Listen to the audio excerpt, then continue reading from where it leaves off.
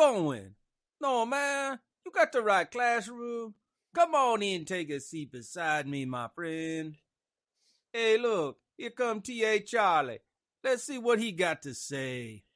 It's Friday! And we are fully donated. Morning, you're watching Well, not the Road fully to donated. Concord. We could always use Well, more donuts. that's true. Okay. With Professor Joe Bakanovic. Who's he? Homeroom is on Rumble.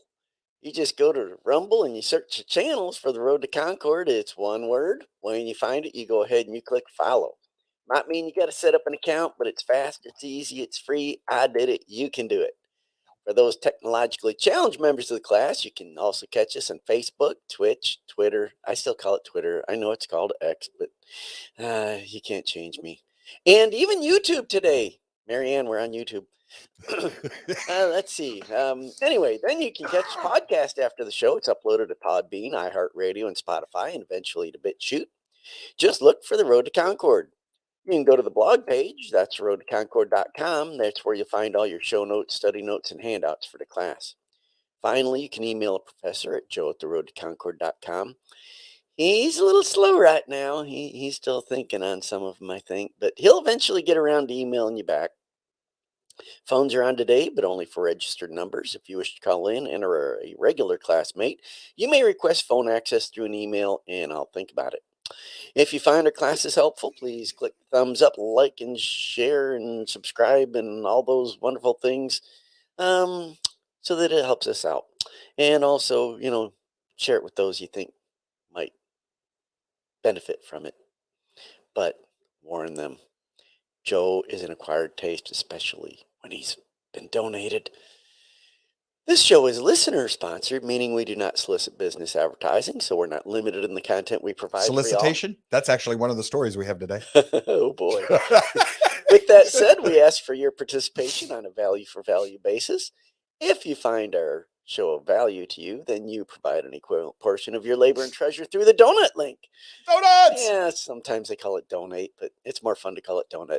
On the Road to Concord blog page, the show description on Rumble, and in the comments on the other streams. So, donuts. Donuts are in the studio. Yes. Yes, we have donuts. Donuts. Dunkin'. I love donuts. Yeah, we have Dunkin' Donuts, but we don't have drunken donuts today. Just Dunkin' Donuts. No. Put the tequila in the house and we'll really have fun. Oh boy. The tequila.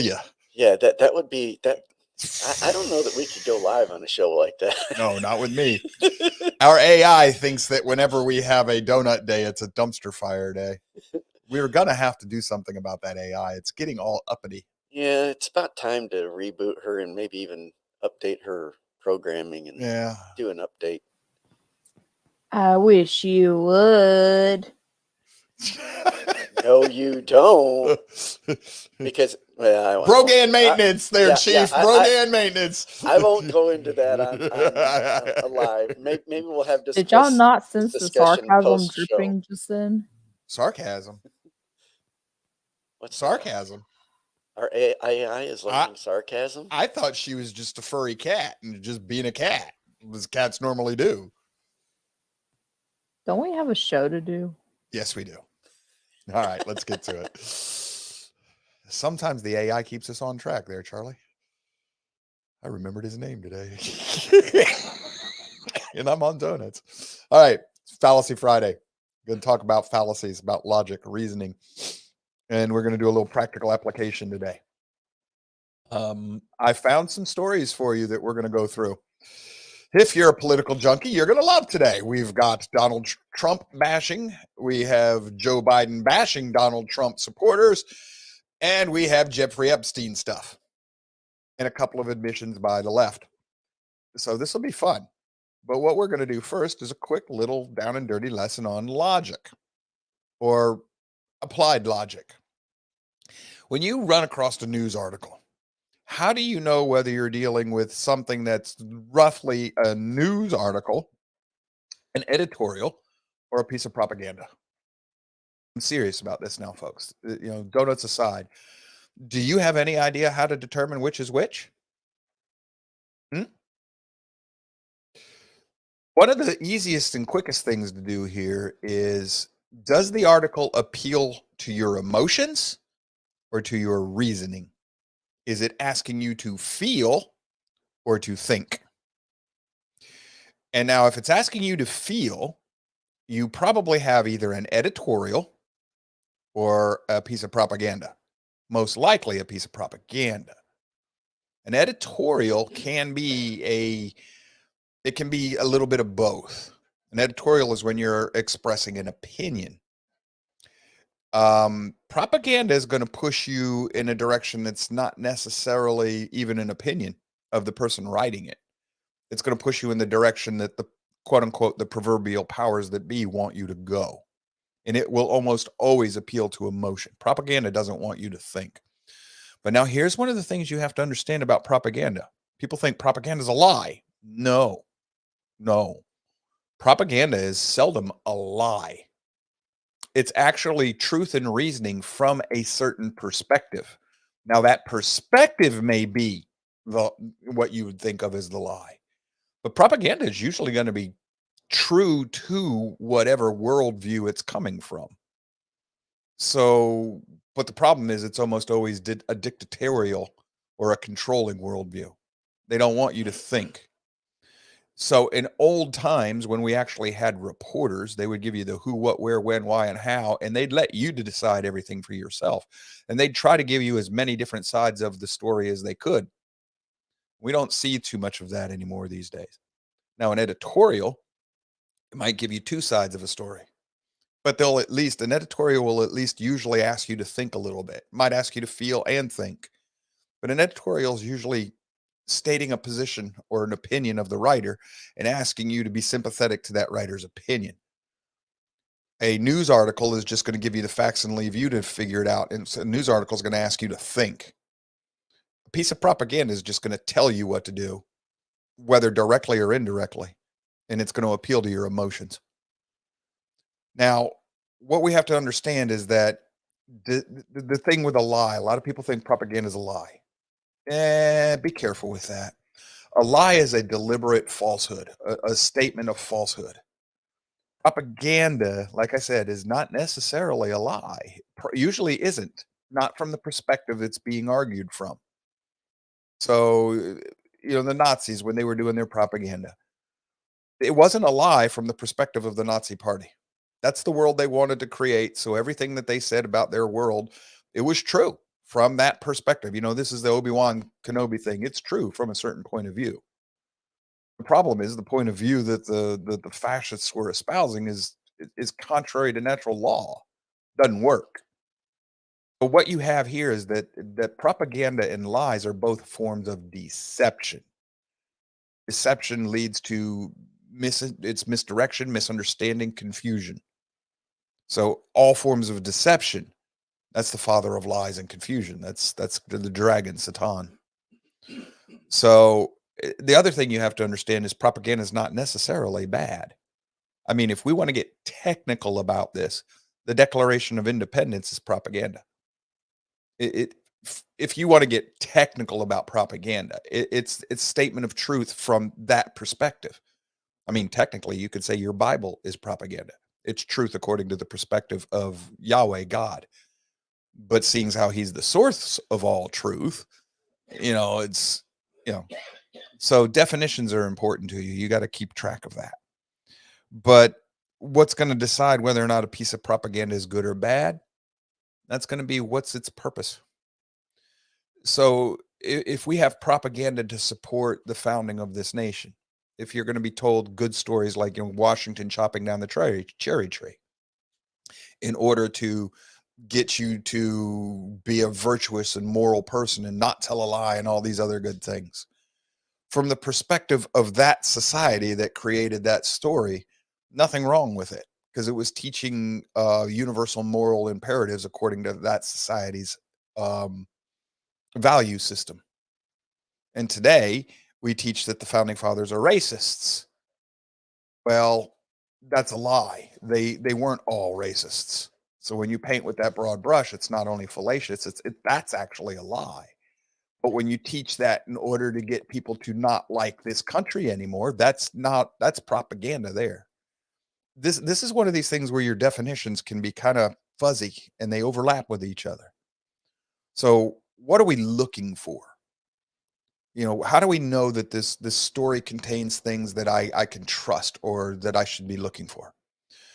If you're looking at an actual, either a good editorial or maybe an actual piece of real journalism, if you've mistakenly found one, you're going to find certain components about an informative article. If you've got an article that's asking you to think, not feel, think, this is an article probably worthy of your time. You may end up disagreeing with it, but it's not going to be a total waste of your time. If the article is asking you to just feel, it's probably a waste of time if you want to live a purpose, self-directed life. So what am I looking for in an article? First of all, there's going to be a statement in the article.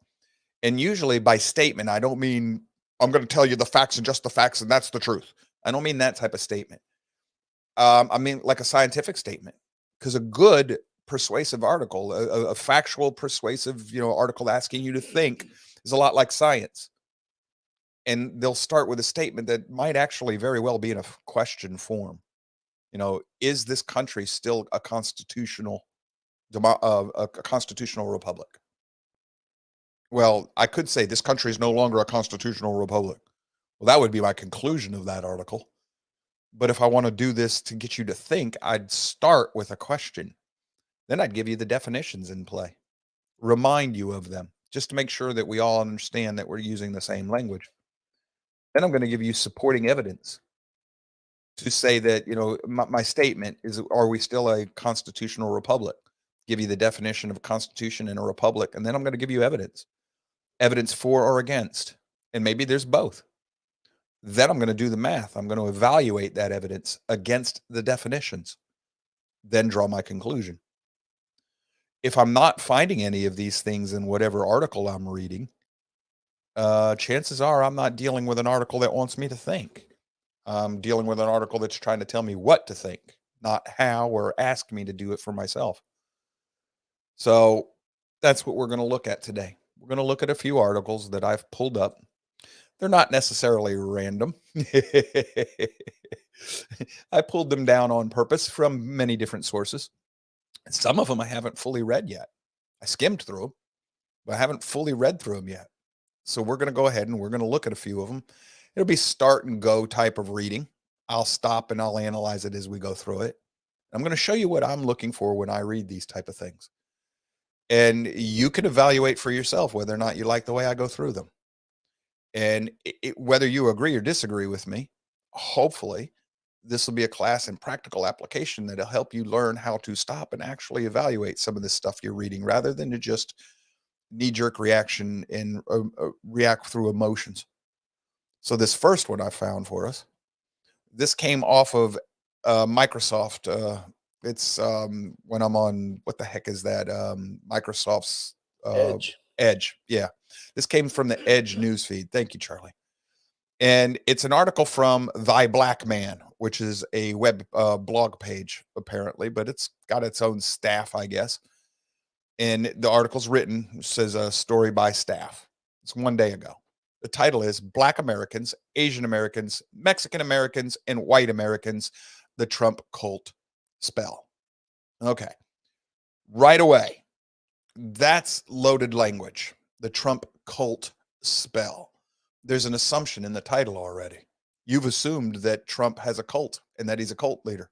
You haven't proven the case yet. This could have been made a little better by saying, is there a Trump cult spell? They didn't do that. I also know that I'm dealing with a site that calls itself Thy Black Man. Okay. I'm just gonna, that's a questionable title to begin with for me, especially in our day and age. But I'm not going to make a value judgment on this yet. I'm going to notice this. I'm going to hold that in my mind, but I'm not going to make a value judgment on that. I'm going to notice that the title is, it's loaded language, which is, already fallacious. It's loaded language. That's the fallacy. It says, you like him or you don't. You trust him or you don't. You believe him or you don't. You praise him or you don't. Donald J. Trump, the biggest cult leading con artist of our time. That's loaded language. It's at this point in time, it's not only loaded language, it's a form of an insult that's ad hominem against the man. And it's also, emotional language, loaded language. It's also assuming facts not in evidence yet. So that's an unsupported assumption or assertion in this case. Then he goes on, he says, but there is more to this man than meets the eye, much more. So the author says, when people will neither look at the facts nor the evidence, there is a problem. I agree with that. I agree. That's a fact. I agree with that statement. He says, when people seem to be so inundated with a political candidate that truth does not matter anymore, there's a bigger problem. Okay, well, I agree with that too, but we need to define truth. It says, when a candidate can deceive so many, so easily, so often, there's a huge problem. You haven't proven yet that this man's deceived anybody. You should be dealing in questions at this point. Prepositions. Is he deceiving? See, we're not doing that yet. This is the fallacy of assuming the antecedent. This person has started off, whoever's writing this, has started off as though the audience agrees with them already that this man is a deceiver. So I'm already got my little antennas up on this article. I said, there's a problem with the guy or gal writing this. I have a problem with this already. It says you can vote for who you want to, but none of these things are normal, not at all. So in this article, we're going down the rabbit hole. Are you? For me, from where I'm at already, I don't think you're going to go down a rabbit hole at all. I think you're going to give me a piece of propaganda. I'm still going to try. I've trained myself, keep an open mind. I want to listen to your argument, but let's see what we have here. I am not a Democrat. Whoa, stop. Thy black man is the source of this article. 90% of all blacks in the United States vote Democrat. This is an anti-Trump piece. So unless I am dealing with an anti-Trump Republican, very unlikely, I wonder about the person tells me I'm not a Democrat. Now, I'm not going to tell you maybe that they're an independent. They could be. What I was about, you've heard me tell people I'm not a Republican, and I'm not. This could be a statement of fact, okay? But given what I've seen in this article already, I'm starting to question the author's true purpose here. I'm not taking this article. All my antennas are up right now. Okay, I'm not a Democrat. Still, talking to Trump supporters reminds me of when I counseled and deprogrammed ex-cult members who had been brainwashed by cults and their cult leaders. Okay, this is why my wide net in this world helps me, at least. This tells me that this person's a counselor of some sort, psychiatrist or psychologist. Well, most of those people, in my experience, already have their own mental problems. That's why they go into that field. And they think in ways that I personally, and I have never had a good experience with a counselor, not one, because of the way they think, the assumptions, the way they're taught, the way they're trained. So I am now at this point very unsympathetic to whoever's writing this piece, not because of what they're saying, but because everything they've told me about the position from where they're coming, their perspective. In my personal anecdotal experience of my life, I'm very unlikely to agree with this person, but let's see what their reasoning is. He's a cult leader, right? And notice what this is also. I'm talking to Trump supporters. So supposedly they talk to Trump supporters. When I was when I counseled people, when I was a counselor, without saying they were an actual counselor, they've counseled people, but they don't tell you they actually have any type of legitimate, license or training to do this. They just said they've counseled. Could be a pastor or something. I still don't trust that. But this is an appeal to authority, a veiled appeal to authority. They're saying, hey, I have the expertise without saying it. They're implying it. They want you to make an assumption that may not actually be warranted. And notice deprogrammed. Could have, if you wanted to use a less tainted language, you could say, when I helped people who were coming out of a cult, readjust. But deprogrammed, that's a slap at the Trump supporter here. This is all loaded language. This could have been written much better if this author wanted to appeal to somebody like myself. They don't. This is actually to people who already agree with them. Because do you honestly think, stop for a minute, if you're a Trump supporter, is this language going to reach you? No. I would have stopped reading. Yes, already, wouldn't you? After the title, actually. Now, some of the suggestions I've already put in there, I might have kept you a little longer with the way I word it. I could still have the same intentions as this author, but I could keep your attention a little longer by wording it a little more neutrally. So why are you writing This person here is writing to the band. Folks, if you're arguing to the band and you're preaching to the choir, you're falling into the definition of cult. Who's the cult member here? Anyhow, just a question. Says, so while I understand politics, that's an assertion that I have no reason to believe yet. Hidden agendas, I have no reason to believe that yet. That's just an assertion. We'll grant them their truth. Says they understand capitalism and corporate machine. There is nothing much darker here. There's something much darker here.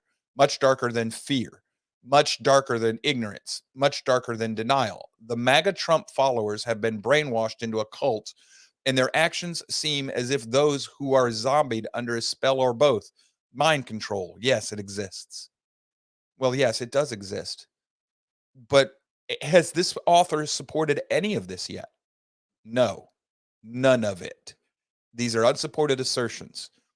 I'm starting to really doubt this article based on reason, not the fact that I disagree with this person, based on the fact that this person has given me no rational, logical reason to follow them yet. If at this point I dismissed this article and quit reading it, you cannot tell, and then told this person you're full of crap. He cannot or she cannot tell me, well, you didn't give me a fair hearing. Yes, I did. I already have. You've wasted this much of my time already simply by a bunch of fallacious babble grap. And that's all this is. He's babbling or she's babbling. I don't know the author. This is all just, it's loaded language. It's fallacious. You haven't even started to lay down the foundation of a logical, rational discussion yet. Continues, it says, of course, some people wanted to ride the Trump train because, like him, they are opportunists. That's ad hominem. They've just accused Trump of being an opportunist. Prove it. Show it may be true. I don't necessarily disagree with some of these accusations, but give me a reason to believe your position. No, we're not going to do that. They are opportunists. Of course, some people believed Trump would do a good job, and he did according to certain perspectives. But according to this guy, the way he worded that, believed Trump would do a good job. The implication in the way that sentence is structured is that he didn't. Of course, some people were taken in by what he said and his promises. But what is happening today is much deeper, much darker, and much deadlier than that. We are seeing the manifestation of dark powers and principalities and the puppet they control, like Trump. Oh, boy. He just invoked the Bible, didn't he, Charlie? The author just invoked the Bible. Yeah, he did. In the process of being deceptive. Beelzebub invoked Yahweh to promote Beelzebub's deception and confusion. Because right now, whoever wrote this, when you talk about dark powers and principalities, that's right out of Ephesians, the book of Ephesians. That's where that comes from. And they're calling Trump the tool of the devil. That's what's going on here. This isn't even dog whistle language. This is straight up allusions to the Bible if you understand the Bible. But none of what this person, if this person wants me to believe they're on the side of the scriptures, well, I've got 3 paragraphs of unscriptural writing. This is false witness so far. You've given me no testimony to support your, at this point right here, I am fully Christian justification to leave this article now and condemn this author. And I don't mean condemn as in you go into hell. I can tell them, brother, sister, whoever wrote this, you need to go back to the drawing board. You need to repent. You need to ask forgiveness because you have sinned against Donald Trump in this piece. You've just invoked the Bible in a way that's supposed to infer you're a Bible believer and against the devil here. That means you have sinned against Donald Trump because you have done nothing but slander him. I can quit with this piece at this point. And I'm rationally justified in doing so. They just gave me that reason because I do know the scriptures and because I know that what they've done up to this point, this author is in the wrong. But I'm going to continue. This Trump cult has a heavy base of racism. Has he proven it's a cult? No. Has he proven it's racism? No. He's just made another false accusation against a man. That's a sin. The same racism that founded America. Okay. The black man, I'm not a yes, you are. Now, at this point, my life experience tells me that you are a lying individual. We are now reading a piece of propaganda. Done.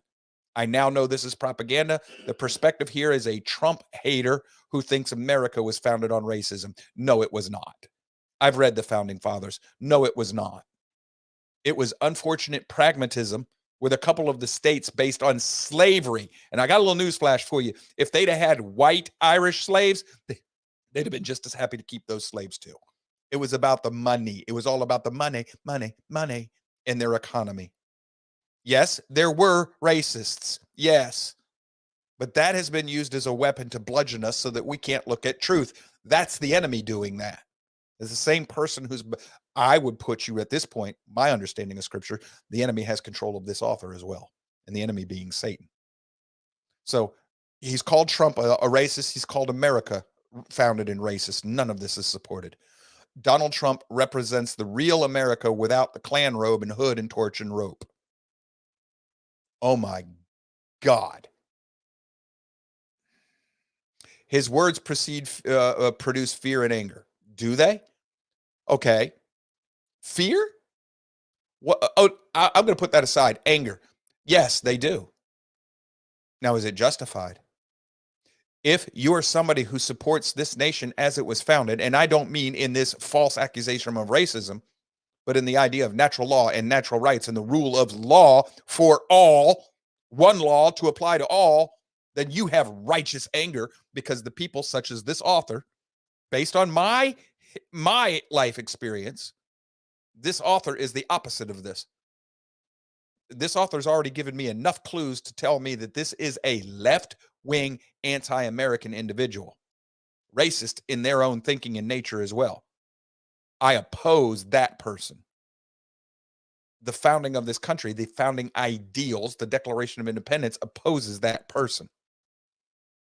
So I've already established this. We're at this point now that this person's testifying more against themselves than they are Trump. Because at this point, Trump, the anger that I feel, yes, Trump does speak to my anger, and it's righteous anger, because this man and people like him, or this woman, whoever's writing this, is part of a group that's usurping this country by taking over through illegal means. The article continues. He says his speeches are full of hate and deception. Are they? Well, from his perspective, maybe. But we've already seen that his perspective is based on unsupported assertions and false allegations. His actions are full of lawlessness. Are they? Are they? Have you shown me where it's lawless? Donald Trump is a man of lawlessness. Well, I tend to agree with that personally, but I can't agree in this article. You've given me no supporting evidence. And yet, his diehard supporters cannot see any of this. They represent the real America, a country founded by criminal, hypocrite, colonizing invaders who fled Europe. I, at this point, condemn this man as blasphemous and as a tool of the devil. And I'm assuming it's a man writing it because it's on a blog page called The Black Man. This is the page where this article comes from. This was on MSN or Microsoft or whatever. This is in their news feed. This is the next section here in this article. It says, anytime millions of people can support a man with 91 felony charges in 4 separate courts. Charges are not convictions, folks. And when they're coming from a clearly corrupt Justice Department, they mean nothing. How many charges were levied against Bill Clinton?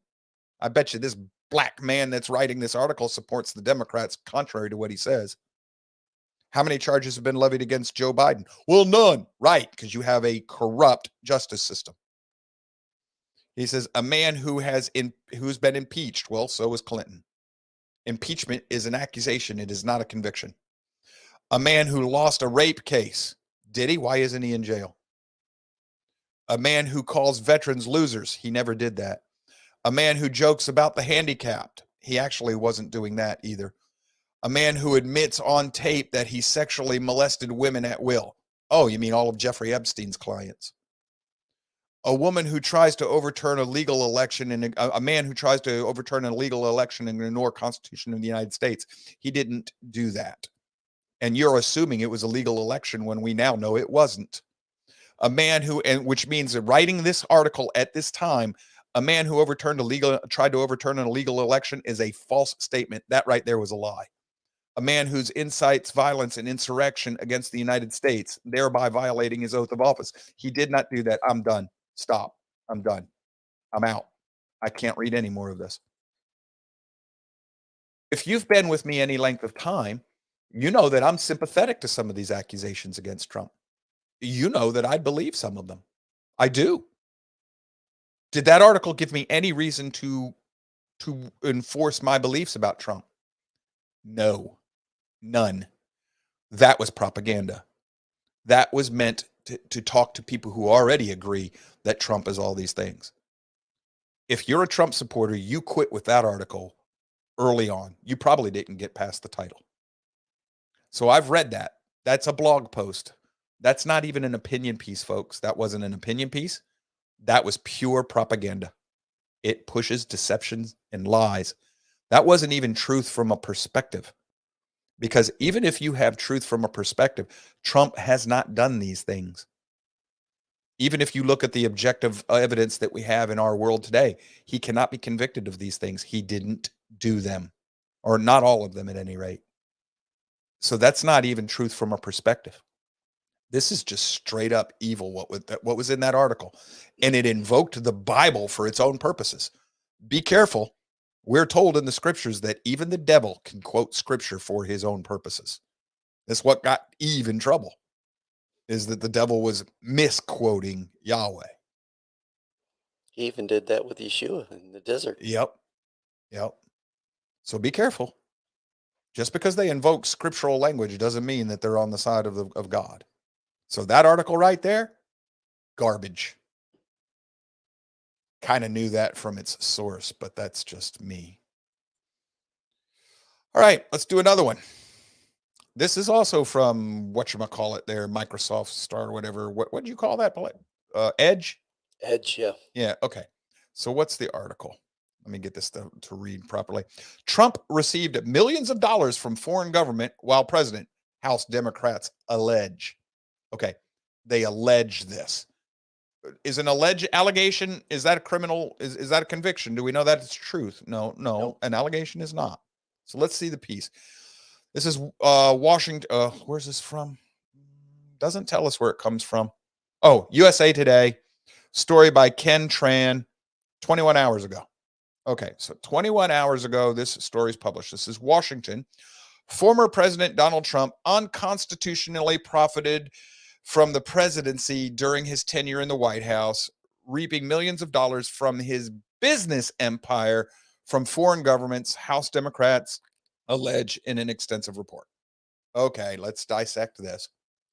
Former President Donald Trump unconstitutionally profited from the presidency. Okay, so you're going to have to show me that he made this money strictly because he was the president while he was in the White House.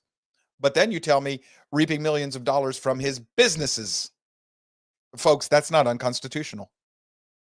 So this is USA Today, a supposed newspaper that just made a blatantly, factually false statement in their opening sentence of their article. How do I know this is true? First of all, if you're making money from foreign governments through your legitimate businesses, that's not unconstitutional. You are allowed to make money through your businesses. Second, when you become president, you have to put your businesses into a trust. You don't run them. That's what I was just going to say. They were put into a blind trust while he was in the office. So he's not running them. He has no control over them. Right. So if you want to prove that it's illegal, now you have to show me that he was running his businesses in contrary to the law. We know that he lost a lot of money while he was in office. So I already have a problem with this article from the beginning. And then I have House Democrats allege. I already know as a fact that the House Democrats have been making false accusations, knowingly, falsely, breaking the law when you make these. When you make a false legal accusation, try to put somebody in jail, and you know it's a false accusation, you're the one who broke the law. The Steele dossier is exactly what that was. This Russiagate, these are the same Democrats. So, okay, what I have here is a left-wing piece that claims to be media, news media, that isn't. It's a propaganda arm of the left wing of the American electorate. So what I have now is pure propaganda. I know that already. USA Today, a newspaper, just presented an article that is factually incorrect in its very first statement. I am hostile toward this author in this article from the beginning, and I am rationally justified in doing so. But if you do not know the Constitution or how the president works when they have businesses, you wouldn't know this. Now, I would also say, why aren't you writing against Biden for doing this? Well, Biden got money through his businesses. Biden doesn't have businesses, and neither did his son. They set up shell corporations to collect money, and they do nothing that they sell. They're just advisors, right? All of that money that they made was for advisory things. Yeah, money laundering. That's exactly what that's called. So this article should be about Biden, not Trump. So let's continue, though. Let's just look into this.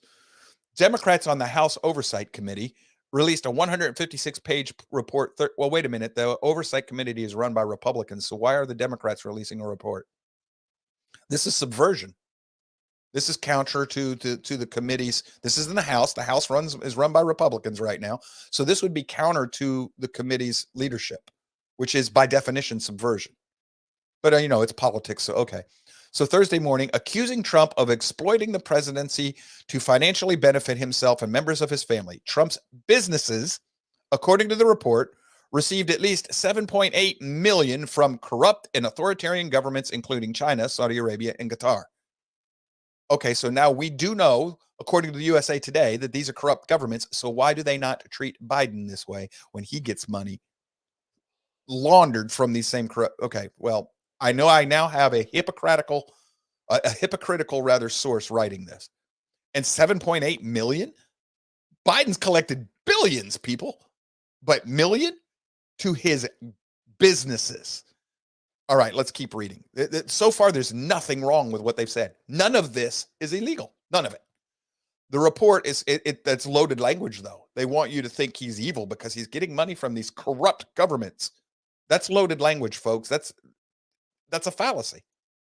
You should, if you are a newspaper publishing fallacies in a purported news article, you should be discredited.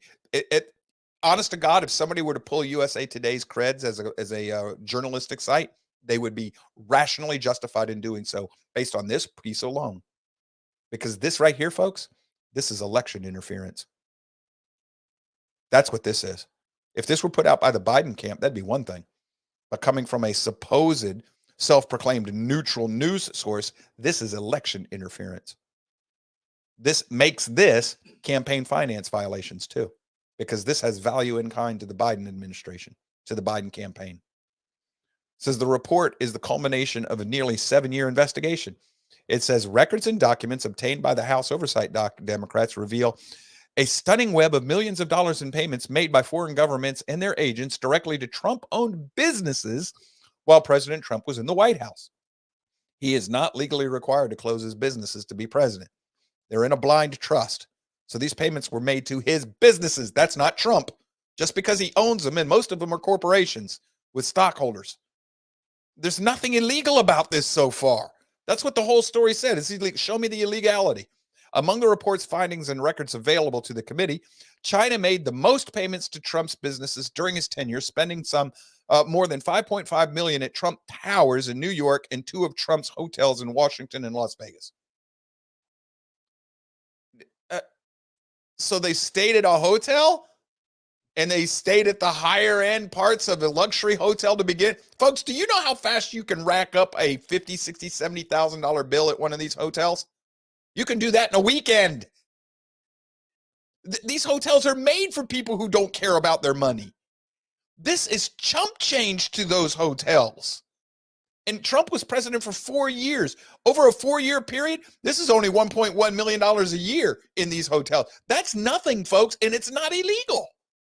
It says House Oversight Democrats specifically accused Trump of violating the Constitution's Foreign Emoluments Clause, which prohibits the president from profiting from foreign governments without the approval of Congress. The report notes that he's not.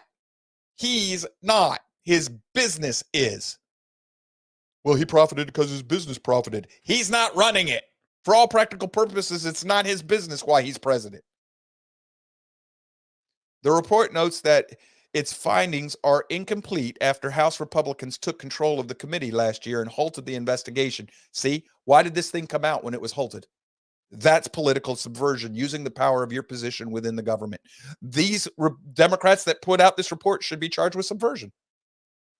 You know what? Let's just call it insurrection. What the heck? No, we're not going to do that, right? This is which the late Representative Elijah Cummings, Democrat, Maryland, stated in 2016 when he was the top Democrat of the committee. It is true that 7.8 million is almost certainly only a fraction of Trump's harvests. You have no proof other than the 7.8, and now you're going to say that I'm done. I'm done. This piece is garbage. Now they're into speculation. This is supposed to be a news report. All I'm supposed to get are the facts and just the facts, ma'am. And what I've gotten was worse than the first article we read. It starts with a blatant lie. Did this article tell you how the president operates their businesses when they're in office? Nope. Why? Because if I tell you that, they undermine the purpose of writing this article. Y'all see how this works? Y'all seeing how they lie to us right in front of our face out in the open every day? This is why they don't teach you reasoning, critical thinking in school. If they do, you wouldn't read half of them. You wouldn't read 90% of what they put out. Well, let's go to the other side of this. Here's another. This is from Not the Bee. This is supposed to be news as well. But the Bee does tell you, hey, we're a Christian bias here. They don't purport themselves as just news. And a lot of this is political satire, too. No. That's the Bee. The Bee does the satire. Not the Bee that's their straight news organization. Okay. Sorry. Yep. But in this title here, this is from Cardinal Pritchard, and it's January 4th, 2024 from Not the Bee. This is Biden's first 2024 campaign ad. Now, notice the title. What's wrong with that title? Nothing. It's a factual statement. And look, right there's the ad. So far, we've got news. Now, it's titled under here, subtitled, The Extremist Movement. The problem is that's exactly what the ad calls us. If you're a Trump supporter, they call this the extremist movement in the ad. So far, the Bee has given us nothing but straight fact. It says you might think the quote unquote extremist movement. Now they're putting in that quotations, telling you that's not their phrase. There's something special about this phrase in our country is the people who want to dance in front of you might think it's the people who want to dance in front of children in lingerie and possibly the ones who burn down cities when they don't get their way. Okay. That shows you that the Bee supports law and order and the Constitution and moral constructs as a Christian would look at them. Okay, well, they tell you they're a Christian news site. So from their perspective, you might think that is the extremist movement. Okay, nothing wrong with this. This is truth from their perspective so far. And notice how they put this. You might think. That's a preposition. That's not a statement of fact. Not in the sense that they're telling you for sure that you have to think that way. They're saying you might. So far, there is nothing wrong with this article, folks. This is all prepositional, leaves it open-ended. It doesn't accuse or tell you what to think or do. So it says, maybe you also think of the people who encourage unchecked illegal immigration at our southern border or the ones who practice pedophilia on Epstein's Island. Maybe you think they're the ones who are, an extremist movement. And again, it says maybe. Now, it's implying that they don't agree with that, but it didn't condemn you if you do. And then it says, well, you're wrong. If you think that's the extremist movement, you're wrong. Okay, so far, nothing wrong yet. Let's see why they say that. The extremist movement that is tearing this country apart, at least according to Joe Biden's most recent ad, are Trumpers. Still a totally factual article, because if you watch that video right there, that's what it says. So they pull an excerpt from it. This is Biden.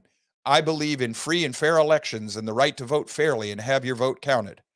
Oh my God. Given the 2020 election, how do you say that? There's something dangerous happening in America. This is from the ad. This is from Biden's ad. There's an extremist movement that does not share the basic beliefs in our democracy. We are not a democracy. So that's not extremist. What you're saying is there's an extremist movement that doesn't believe in progressivism. That's a lie in this ad. It's a veiled lie. This is all of us are being asked right now, what will we do to maintain our democracy? We're not a democracy. So I don't want to maintain the democracy because that's the progressive usurpation of the United States as it was founded. This is an illegal action turning us into a democracy. It's unconstitutional. It says history is watching. This is the progressive appeal. To what side of history are you going to be on? The world is watching. I don't care. Most importantly, our children and grandchildren will hold us responsible. Yeah, if we let you get away with what you're doing, they dang sure will. That ad. So far, the B has done nothing wrong. This is a news article. Then they say, yeah, voting rights and election integrity matter to Dems, especially after midnight on election night. Oh, and Mr. Biden, we fixed that ad for you. There's your editorial. There's the snark. Up until this point, yeah, voting, and I'll be honest with you, that's just a snarky way of pointing out that Biden just lied. So, yes, from this point here, up to this point, you've got a straight news article. And then the B being the B, they put their little twist on it. And they fix the ad for them. And you can go watch that if you want. You can look this up on your own. What was wrong with that article? Up until the very last couple of sentences, nothing. And then they feed raw meat to their audience. A Democrat wouldn't listen to that article. Why? Because that's actually the truth. Democrats don't want to hear the truth. Rank and file Democrats do not want to hear the truth any more than rank and file Republicans do. Don't get me wrong, man. You are flip sides of the same coin, boys and girls. That first article about Trump being a cultist, I told you, I tend to agree with the claim. I cannot agree with the article. I could write that article in a way that you'd have a hard time disagreeing with me rationally. You'd have to do it on emotional terms. And as soon as you use emotion to argue, you are now irrational, unreasonable. So if they had written that piece differently, I might have agreed with them. The whole point of this class today is, how do I evaluate these type of articles? Not whether or not I agree with them. The whole point is, which ones should I listen to? Which ones shouldn't I? There is a formula. There's a process. It's like that first one from the black man. There were no examples. He didn't give you definitions for any of the words he's using. He gave you no examples that showed you that Trump and his followers met the conditions of the definition. He didn't do any rational argumentation. No, he didn't do the math on it to show you that here's the examples. This is what they mean according to the definition. He just did a bunch of unsupported assertions and accusations, name calling. But if you do all that, it's boring and it's just confusing. This is why the B threw those last two sentences, the last sentence in the little video. That's why they threw that in there. Entertainment for their main audience. But they gave you a piece of news before they did the entertainment. Up until that point, they did real journalism. That's what it looked like. Notice that they didn't tell you what Biden said. They quoted him. They let Biden's ad tell you what Biden said. Clay told her, I disagree. Trump is not head of a cult. Well, you're fine to do that. What's the definition of a cult? We can get into that one day if you want me to. Mr. Toller, you don't want me to go there, brother. Trust me, you don't want me to go there. By definition. Yeah, by definition, you don't want me to go there. You're not going to be happy with what you're going to find out. And not all cults are necessarily bad either. They're not. We have a social connotation that cults are bad, but if you go to the definition of a cult. I'm a cult member. Yes. I am. United States Marine Corps is definitely a cult. Oh, yeah. We are a hardcore cult, boys and girls. But we're a cult you want on your side when the poo-poo hits the fan. So, yes, Aaron Spikes, technically, by definition, you're a member of a cult if you follow Yeshua. Yes. Yes. Yes, you are. That's true. That's true. Yeah. So, like I said, be careful about that. Concord cult. Here we go. All right. Then we are all here as part of the yes, you're the cult of the Concord. Yes, you're the Concord cult. Yes. Yes, Joe Bakanovic is the charismatic leader of this cult. And yep, see, by definition, see, there we go. Got to be careful with those things. All right, from the Gateway Pundit. Joe Biden calls millions of Americans extremist in first campaign ad of 2024. Now, this is same story that the Bee was writing about. And this is David Grayson on January 4th, 2024. Same day. It says Joe Biden's campaign launched its first propaganda video on 2024. And yes, I agree. In this case, that video, I've watched it. It meets the definition of propaganda. In it, Biden calls millions of Americans extremists with images of Trump supporters made to look bad. That's part of propaganda too. In the video, Biden arrogantly says there is an extremist movement that does not share the basic beliefs of our democracy. But folks, by definition, the average Trump supporter shares the founding fathers' view of this country, or at least as they understand it. Trump is what Biden's telling you here is his democracy is progressivism, which we know. Say it with me, boys and girls. Woodrow freaking Wilson said that that's communism with an American flavor. So what Biden is saying is Trump's cults are against our communism. If you understand history, that's basically when you hear democracy, just think socialism. Just think so. When you hear democracy, think socialism. That's exactly what it is. Our founding fathers called democracy the tyranny of the masses. They despised it. I can find you many of them telling you this. So Biden is referring to patriotic Americans who love this country and support Trump. Yes, so far we have a factual article. Oh, it can't be. This is the Gateway Pundit. They're biased. They can be of a right-wing bias, state it up front, and still give you the facts. That's called intellectual honesty. And in our country, we find that weird. So far, Gateway Pundit is quoting us an article that is factually correct. Biden's video showed images of the January 6th Capitol protest at Charlottesville in the Charlottesville March. That right there is propaganda. That's emotional connotation used to taint your enemy. That's propaganda. So far, still factual. Here's a Charlie Kirk, Joe Biden's first campaign. This is a Twitter or an X video. And it's stating a fact. They show you the video so you can watch that. It says, under Biden, American patriots are in jail without due process. Why are they patriots? Because they were concerned about an illegal election. Well, 2020 was not an illegal election. Says who? Says the people who stole it? I don't believe Pinpin when he tells me he's not on the daggum boat.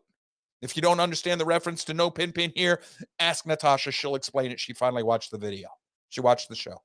So just get in the comment section and ask the AI to explain that to you. So they are patriotic by definition because they want to keep the country as it was founded and they know that the election was hinky. They're in jail without due process. That is true. That is unconstitutional. That is illegal. It says in his March, his main political opponent, President Donald Trump, has been indicted 4 times. Yes, but he hasn't been convicted once, which means he's innocent. Let's not forget that numerous blue states are trying to remove Trump from the 2024 ballot based on the fact that they've convicted him without a trial, which means removing him from the ballots is illegal. So Biden is against democracy while he's supporting unconstitutional illegal actions in this country. Good. Goobity goop. So far, everything on this article is factual. Biden exploits the January 6th to push his leftist agenda. That's actually factual. That's not an opinion. That is objective fact. They are doing that. That's the whole purpose for January 6th. TGP. But isn't leftist agenda there? Would that be considered loaded language? Okay, is Biden left wing? Yes. Is he pushing an agenda? Yes. Is this a factual statement? Yes. If it's factual, it's never a fallacy. Okay. No, that's the case of fallacies. Yeah. If it's actually a fact, it's very seldom a fallacy. Okay. So in this case, what other language would we have him use? We could say to push his Democratic agenda, but we know that Democratic is leftist. Yeah. Okay. Got it. Yeah. Good. The Gateway Pundit reported on Wednesday that the crooked, now that right there is loaded language. Crooked Joe will be at Valley Forge. Now that's a loaded, first time in this article, we have a clear problem. And this Saturday to talk about the dangers of white supremacy. Okay, now if that's what he's there for, if that's actually what he's there for, nothing wrong with that. That's not loaded language if that's what he's talking about. Apparently, all Trump supporters are white supremacists, according to Biden. I've actually heard Biden say that. So no problem there. That makes Biden, oh God, we're not even gonna. Saturday will be the 3rd anniversary of the January 6, 2021 Fedsurrection. Now, that is potentially, that's an opinion right there. Federal surrection. If you think that this was federally led, if you think it was a false flag attack, then there's nothing wrong with this. They should have used different language. But what word do we have for federally led insurrection? I mean, I get it. I understand. This is loaded language. Let's just call it fallacious in its sense. It's loaded language. But the facts of the case that have come out now about January 6th, it is not what we were told it was. It is most likely a government operation. We'll probably never know the truth of it. But if you dig into what happened on January 6th, it was not a grassroots organized attack on the Capitol like we're being told. It was organized, but not by the Trump supporters. There were other factions inside that crowd. And the crowd was telling us that if we'd have listened. There is video of the crowd telling us, feds, feds, feds, right there that day. The crowd knew. So, okay, Fedsurrection, where Capitol Police officers fired on unsuspecting Trump supporters without warning and killing 3 Trump supporters through violence. And that's actual fact. That happened. A 4th Trump supporter died that day from a heart attack.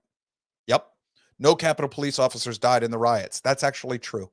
We found out now he died several days later from, I think it was a stroke. Joe Biden used the January 6th anniversary to accuse Trump supporters of being white supremacists. Yes, I've heard him do that. Biden's speech this week will likely be similar to his Moloch speech. I don't remember the Moloch speech unless it's the one that's down here in the picture underneath it. In September 2022, Biden delivered the most divisive and evil speech in U.S. history. Now, that's a position of opinion. If they'd have kept out, delivered an un-American speech or something like that, or in their opinion said it that way. So this is that's a opinion statement. The imagery was shocking. That's this picture below you here with him with all the red behind him. That's true. That imagery right there is Charlie, serious question. Now, I don't mean to be hyperbolic here, but if I were to Photoshop a picture of Hitler's head over top of this, it would fit, wouldn't it? Yeah, it would. There's even the Nazi wings in the background there. Yeah. I mean, that's not what it is, but the way that they've got the red up onto the, that looks like the wings of the Nazi eagle emblem. Yeah, it does. Folks, this imagery, and look how black it is. This is straight out of fascist. This is fascist propaganda. And if you think that this imagery was by mistake, people chose that image. They knew exactly. These people are experts at putting things on camera. They knew what they were doing. The imagery was shocking. The red glow, the shady Marines standing behind Joe Biden as he threatened millions of Trump supporters. Yeah, folks, right there. I know they're Marines. I hate to say this, but that's the modern Gestapo there in that picture. They're being used that way. They probably wouldn't have agreed to it if they could have gotten away with it, but they have to follow orders. And that's being generous to them. But MAGA Republicans do not respect the Constitution. They do not believe in the rule of law. They promote authoritarian leaders and they fan the flames of political violence, said Biden. Folks, that's projectionism. He's talking about himself. Although there are a lot of Trump supporters who cheer when Trump does things that are illegal. So you got to be careful with that, boys and girls. The left is not entirely wrong in their accusations of Trump. It's just that you overlook it when Trump does it, and you see it when Biden does it. You get upset with Biden breaking the law. Biden's people don't care about him. They see it when your man breaks the law. I've told you before, pay attention to your enemy's accusations. Make sure they're not wrong. Judgment starts at your own house. If it's good enough for God, Charlie, where did God say judgment starts? Yeah, in his own house of the Lord, right? Yeah. So if it's good enough for him, it's good enough for us, at least here in this house. The road to Concord may be a cult, but we're a Yahweh cult. Try to be. All right. We've got 4 more stories left. 4 more articles. we're going to continue doing this. So if you're bored with what we're doing, I understand. But if you're finding value in this, I did intentionally pick politically charged stories for you. And we still have pedophilia coming, like I promised Charlie. So stay tuned for the second hour. It's going to be fun. I have some admissions from the left for you. What? Oh, yeah. They're going to admit they're tyrants. Yeah. See you in 6 minutes. I'll show you.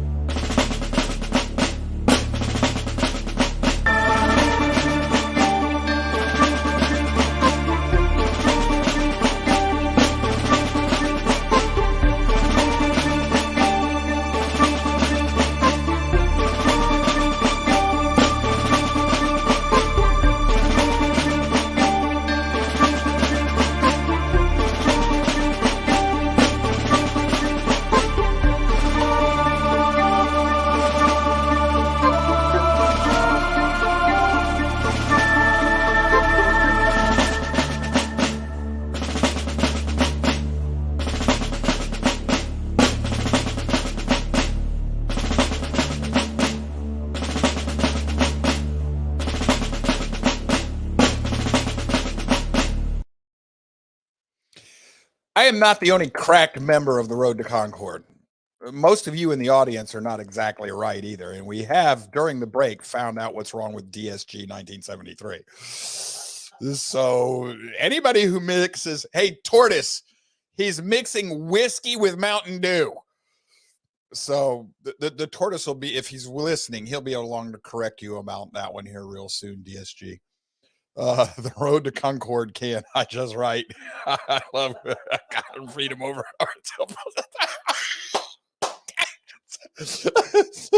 Clay Tolar says he's a member of the Road to Concord cult.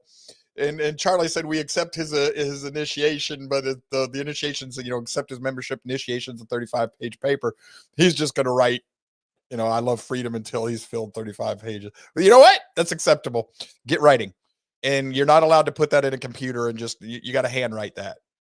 We don't take typed or computer printed essays around here or papers. All right, let's get back to it, man. We've got another one from the Gateway Pundit. This one is Joy Behar reaches new low, admits she doesn't believe voters should choose who is president. January 4th, 2024. So far, nothing wrong with the title. Says leftists are experts at being politically correct. Well, that's actually true. That's not loaded language.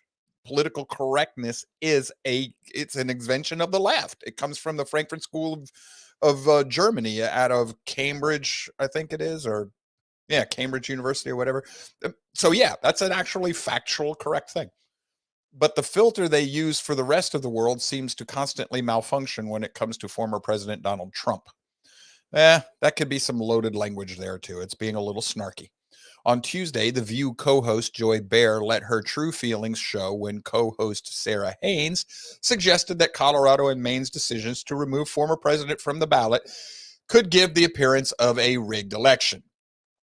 If you remove a person from a ballot when they have not been convicted of a crime, that is rigging the election by definition. So, says, I actually agree with Governor Gavin Newsom and David Axelrod. These are Democrats, leading Democrats, that say it would really cause a division that's almost insurmountable, Haynes said. What are you saying? Behar responded, rudely interrupting Haynes. Says, I don't think the Supreme Court is going to hold this, Haynes said, trying to finish her point despite the interruption. I think they're going to overturn it and won't just be the originalists. I bet it's a 9-0 vote. So Behar goes, so you think they should leave it to the voters? Behar asked. I think they should leave it to the voters, Haynes responds. Oh no, Behar moaned, revealing the usually unspoken point of view of many leftists. The American people are too dumb to be allowed to vote for the candidate of their choice. Now that's an editorial point put in there by the author. Behar said, oh no. Okay. He shouldn't have put that in there, but the problem is that's actually, in my opinion, that's a legitimate extrapolation of what Behar was saying. It says, in their decision to kick Trump off the ballot, the Colorado Supreme Court and Maine Secretary of State cited Section 3 of the 14th Amendment, which prohibits those who have engaged in an insurrection from holding office. Trump has appealed both decisions. The problem with this is he didn't do it. Until you convict him in a court of law, he didn't do it. You're not going to be able to convict him in a court of law because he's got video evidence telling people to go home and not do this. He's innocent of that crime. So as Haynes rightly pointed out, if Trump is not allowed on the ballot, that martyrdom will be one step more. In other words, it's going to cause things to get worse. We have a nation that doesn't believe in democracy, doesn't believe in voting, Haynes said. Everyone that loses it says it was rigged and failed. I think this will create a visual to people that this was a rigged election. If you keep Trump off the ballot, that's exactly what you're doing. You're rigging the election by eliminating a choice. And if you believe in democracy, you leave him on there. The people are allowed to vote for a criminal if they want to. Behar disagreed, saying that she believed the law will stand, thinking that, the keeping Trump off the ballot. If you're not going to follow an amendment, then why don't we have Taylor Swift run for president, Behar said. Well, first of all, Taylor Swift could run for president if she wants to. But you're not following an amendment. You're misapplying the amendment. The Constitution also says you're not allowed to treat somebody, they're innocent until proven guilty. He has not been proven guilty. So Behar's unfiltered comments distill the essence of top-down, we know best liberalism. Her instinct is to keep voters from making what she perceives as the wrong choice by forcibly taking away their ability to choose. This is doing the math. This is not a fallacy here. This is they're doing the math. They're running through the logic from their perspective. So at this point, what we have now is not a news article, but an editorial. It says, it's no wonder that conservatives, a group of people who fiercely believe in individual liberty, have flocked to Trump, a man who refuses to let his opinions or speech be managed or manipulated. That's part of the problem the left has with Trump. Even historically liberal groups like black voters are waking up to the manipulation and turning away from the Democratic Party. This is objectively, factually true. If Behar is frustrated, she only has people like herself to blame. I would agree with this. So they do the math, and what they come up with is a conclusion that the left thinks that the American people can't be trusted with their votes. Now, is this math justifiable? Well, we only have Woodrow freaking Wilson telling us the people can't be trusted. We have John freaking Dewey telling us the people can't be trusted. We have Edward Bernays. We have Walter Lippmann. We have Goldhouse, which is another progressive back from Wilson's day that I don't bring up to you because that's a pointy-headed geek's character. He's like the Karl Rove of their day. You got to be political wonk to know what's going on there. But we've got plenty of people, progressives, all the way telling us that the people can't be trusted. We have Cass Sunstein and Nudge telling us the people can't be trusted. Progressives have never changed. The people cannot be trusted with their own. So where's the democracy? You can't be trusted to vote. Even Hare, or whatever the heck her name was, saying that the people don't trust the vote.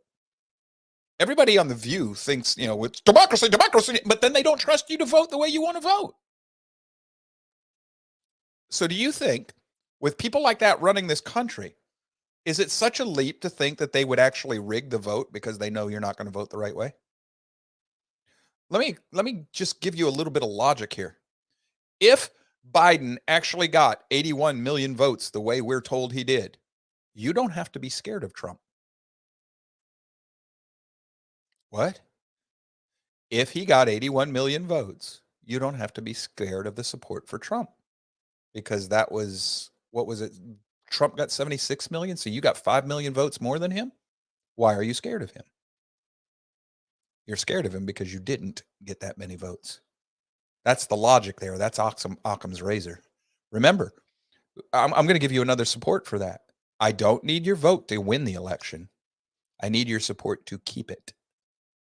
He said that before the election. You put that with everything else together, and he's telling, because he'd already told you we have the largest voter rigging system that man's ever known. He told us the truth. His dementia, he told us the truth. So why would the Gateway Pundit be blamed for doing their math on this? It's an editorial. We can't prove it, but not by deductive reasoning, not without going into discovery, into a court of law and everything else. But can I inductively prove it? Remember, deductive is A, B, C, and D, and I can directly follow all things then, and I know that A, B, C, and D are guaranteed true. That the deductive arguments are the strongest. Hopefully you've remembered some of your older classes. Inductive that's the velocity vector. I have a couple of different angles of the shadow. Can I tell myself what the elephant looks like? I have the trunk. I'm feeling the trunk. I'm feeling the ear. I feel the side. I feel the leg, and I feel the tail. Can I get an idea what the elephant looks like? That's an inductive argument. They're still valid. Most court cases in this country go on what you call, what do they call that evidence? Circumstantial. Yeah, sorry. I've had a hard time with my language lately. I think I'm losing my mind. Circumstantial evidence. That's inductive reasoning. That's what that is. That's a lawyer's word for inductive reasoning. Indirect reasoning. So the indirect reasoning that the Gateway Pundit was doing, I agree with their conclusions. Everything I've seen on the left tells me they don't think we know how to vote for ourselves. Everything in history from a leftist tells us they don't think we know how to vote for ourselves. Everything in history, the left seems to think they know better than the masses, and they have to save us from ourselves, which usually means enslave us. for their own benefit. So yeah, that might be an editorial piece, but I agree with it. And notice what it did. It gave us supporting evidence for their conclusion. And they didn't just state the conclusion, they did a little math for you. They reasoned through it. What was the evidence? They simply quoted the people on The View. You can't say that was false evidence. Now, you can go and try to tell me that that's not what they meant, but you're going to have a hard time with that because clear context of that language, they meant exactly that. They meant things the way the Gateway Pundit took it. So, comment on the board from Red Blood 803. Daryl is more believable, Joe. Bigfoot? Yes. There's more evidence for Daryl than there is for that. Let me change this view here because of this is the American Thinker. This is December 22nd, 2023. Argentina's Milei proves to be the world's strangest dictator, handing out freedom all over the place, by Monica Showalter. This one here is going to be an article I don't particularly want to read all the way through because it's going to be kind of boring. This won't make for good in this venue. But basically what it goes over is everything that Argentina's new president, Javier Milei, announced during a national broadcast on Wednesday night, signing of necessity of urgency decree, DNU, a form of executive order that would modify or overturn an estimated 350 federal economic policies. Basically, he's turning his country free from socialism. And one of the benefits is right down here. Food prices have reportedly dropped 15% overnight. What this man is doing is what Reagan did in the 80s. He's deregulating everything. So the left screams, "Oh my God!" Why would the left scream about that? Well, you're hurting the people. Are you really? If my food prices dropped 15% overnight, how the heck did you hurt me? Who really got hurt?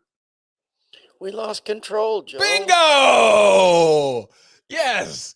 Milieu was like a mad anarcho-capitalist, all right, just as he calls himself, running wild through prison of Argentina's economy and opening every last cage to let the prisoners out, everybody out, all at once. That's loaded language right there. This is, by admittance, the American Thinker, this is an editorial piece. This is an opinion blog.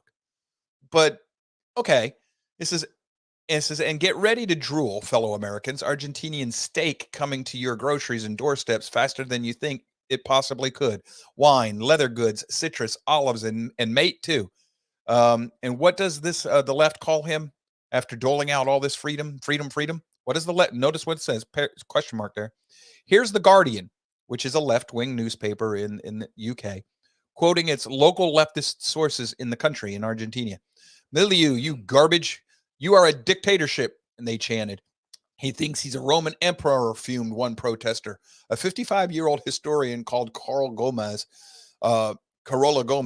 Not even the military dictatorship did this. This is worse than Thatcher. Turning people free is worse than Thatcher? Jeez. This is Miriam Bregman, a prominent leftist and former presidential candidate, called the edict a battle plan against working people. Making your food cheaper is an attack on working people, and urged an immediate nationwide strike. There are so many illegalities here, I don't know where to start, she tweeted, accusing Milieu of using the emergency decree to bypass Congress. Wait a minute. I know this is Argentina, but they're leftists. Leftists are leftists all the world over. Have you ever noticed that the leftist doesn't mind breaking the law when it suits their purpose? But they're really legalistic when it comes to stopping their opponent. Have you ever noticed that, Charlie? Yeah. They're good little Pharisees, aren't they? Yes. Yeah. Very good. So Juan Grabos, a well-known social leader and politician, claimed Milieu had decreed the establishment of an absolute monarchy bent on using heavy ammunition to attack the country's middle and lower class. They have a mighty funny understanding of what a dictator is. Apparently, if you free your country and deregulate everything that made it a living hell, you are a dictator to the left. The real dictators, of course, like Fidel Castro or whoever the heck has succeeded him, always gets pilgrimages, always get passes. But Milieu slashes regulations to allow the private sector to finally breathe and blossom. Well, he's a dictator. Obviously, the left has a thing against freedom. The more it's handed out, the more upset it gets. Sound like anyone north of Argentina that you might have heard of? We learn a lot about the left here in the States just by watching how they react in Argentina. And we can only conclude that if this is a dictator, let's have more of them. I agree. This is one of the problems that the left had with Ronald Reagan, is he deregulated. If you are a leftist, deregulation means decontrol. You no longer have control of things. So we just read that article. It is an editorial. It is an opinion piece.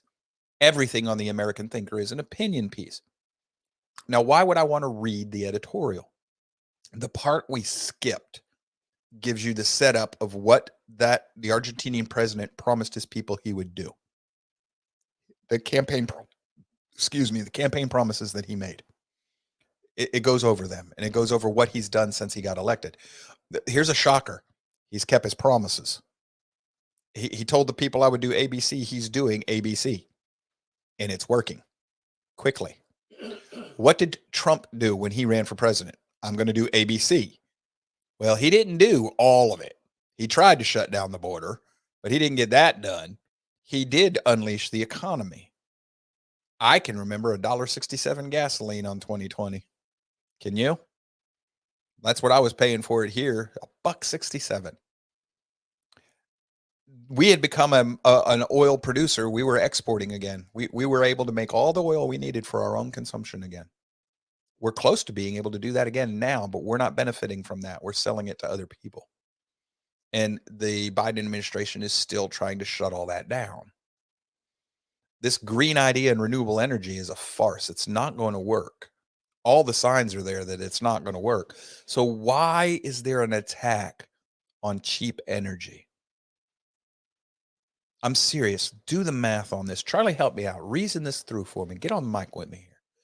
Why would I want to, if I'm a leftist, I'm a control freak, why do I want to shut down cheap energy? Because he who controls energy controls everything. Yeah. If I have cheap energy, it's easier for me to run my own businesses, isn't it? Oh, yeah. Food gets cheaper. Everything gets cheaper. Everything gets cheaper. I can live the way I want. I can have a little bit more of an extravagant life, a little better life for me. Yes. So why? What would be the problem with that? Why wouldn't they want us to live that way? Because you're easier to control if they can manipulate your lifestyle. Yeah. If you're busy just trying to scratch out a living, easy way to do that. Yes, it is. Easy way. You can. There's so many ways that just controlling the energy. I mean, well, and you even look from military tactics. I mean, one of the primary things you do in war is take out their oil supply. Take out their fuel supplies. Mm-hmm. Shuts them down. So why do you think I'd put a smart meter on your house? Yep. See, folks, doing the logic, what Charlie just did is he did the math. He came up with a vector. He applied Occam. It comes down to they just want to put their thumb on your throat, their boot on your throat. Why? Well, that gets back to a question Charlie asked me earlier this week. Why do some people seek the truth and other people don't care? Why do some people have to be Karens and want to rule the world? I don't know. What makes people want to be the idiots in the homeowners organization that runs around with a tape measure, measuring the chair on your front porch to see whether or not it's within requirements? What the heck type of person does that? Because I saw that video online this week. There was a guy doing that. He came, the front doorbell video caught this guy. He comes onto my property, on that guy's property to measure his, and then the homeowners association gave him a hard time because his chair was 1 inch out of dimension. Who the heck does that? Control freaks. Yes. And I have to admit, to a certain degree, I am one. But then again, you gotta. Folks, if you trample on another person's free will when they're not causing you any harm, you sin against the Creator. That free will was made in His image. They're expected to exercise it themselves according to their conscience and their walk with Him. If you trample on it, you get in the way of their relationship with the Creator. You trample on the Creator's relationship with that person as well. So like Jefferson once said, if it neither picks my pocket nor breaks my bones, what do I care what you do? But be careful with that. What you do in your bedroom is your business. That actually affects society directly. Careful with that. Founders used to put you in jail for sexual crimes. The founding fathers did. So just saying, the United States military still will too. Well, they will. Maybe. Well, today I don't know. When I was in, when I was when I was in, adultery and sodomy would get you in trouble in a hurry. But today, I don't know today. All right, Charlie, appreciate that. Got 2 more stories we're going to try and get through here, folks. Here's one that I really like. We're going to go back to Not the Bee. Well, this one's just Not the Bee. Cardinal Pritchard, January 4th, 2024. Liberals will see this Vice article and be like, yeah, conspiracy theorists are crazy. I don't know how to evaluate that title. So let's just look at it and see, because it's kind of got a ring of an opinion to it. So this might be an editorial. Let's see. Leave it to Vice to share idiotic nonsense like this at the Epstein client list begins to leak. This is from MMA Chick. It's an X, Twitter post. It says apparently being against pedophilia is only a far right thing. So she's kind of pushing back on this. And the post is Jeffrey Epstein's story is fanning the flames of far right pedophilia panic. So, look, Islamophobia, blackophobia, raceophobia, thisophobia, everythingophobia. You're afraid of pedophiles. No, I'm not afraid of them. I'm revolted by them. This is loaded language here. It's ad hominem attack in the title of this, Jeffrey Epstein. So this Vice article is propaganda to begin with, but it says a new investigation implied the disgraced financier came too close to Pizzagate as you can get in real life. Okay, well, first of all, there's a lot more to Pizzagate than we were ever told. So far-right pedophilia panic. We're finding out about some of the sickest men on earth and their fetishes for children. It's not just men. There's women involved in this too, folks. And Vice is going to go all conspiracy theory on us. So Vice, I think, is an online magazine or something. This is part of the course, man. I remember when Vice used to be really good at journalism. It's been quite some time. A tiny little, and this is, looks like it's an excerpt from another page here. I don't think what we're reading right now is writing from Not the Bee itself. That looks like they're quoting something else. It says a tiny little look into the article because I'm not going to give them much time here. It says the Herald probe, meanwhile, showed Epstein's plea deals seemed almost designed to stoke speculation about a large plot of international sex trafficking, for which there was some evidence by providing immunity to any potential co-conspirators. Yeah, that's one of the ways that our DOJ lets you off the hook. They say that you're cooperating, so you get immunity, and then you don't give them anything and nothing ever happens. So though a lawyer for several victims is now pursuing a federal court case that could nullify that non-prosecution agreement, Eric Levetz was right to point out the New York that Epstein saga, a tale of politically connected liberal, a tale of a politically connected liberal who appeared to operate with what amounted to pedophilia ring in plain sight anyway. Epstein is as close to Pizzagate as anything in real life is going to get. Thing is that one of these days we're going to have to do Pizzagate on a Conspiracy Theory Thursday. You might find out that Water Jug was onto something. But what happens when a story like this falls into the lap of the far-right conspiracy theorists who don't trust the mainstream media? Mainstream media is loaded language. Left-wing propaganda mill. I like that better. And yes, that's my opinion. I know, I got that. Far-right conspiracy theorists don't trust the mainstream media? Question mark, question mark, question mark. He puts in here, you mean this mainstream media? And he's got another X, Twitter post here. Reminder, ABC anchor Amy Robach was caught on a hot mic in 2019 explaining that she had everything on the Jeffrey Epstein story 3 years earlier when Bill Clinton's wife happened to be running for president, but the network wouldn't allow her to air it. So, yeah, what they're pointing out is if you don't trust the quote unquote mainstream media, you have every rational reason in the world not to trust them. Like they knew that Russiagate was a lie. The media did. They knew that was a lie. They knew that Bill Clinton was a philanderer and a rapist. They didn't do anything with him. They know that Obama is more than likely a gay man, and they know that he's more than likely Muslim. But they lied about that. They know that Biden has dementia. They're still protecting him. So, no, you have no reason to trust the media. But at this point in time, reading this article, we now know that we're dealing with an editorial. They're not putting forth the facts like they did before. So I'm on a purportedly a news organization, and I'm getting an editorial. That's okay. Let's keep reading. One of the problems Vice has with the Epstein story falling into the lap of the far-right conspiracy theorists.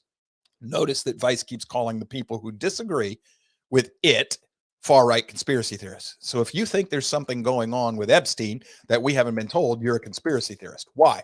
Because the crooked left, and I do mean the DOJ is crooked, the crooked DOJ says nothing to see here. Pinpin tells you he's not on the boat.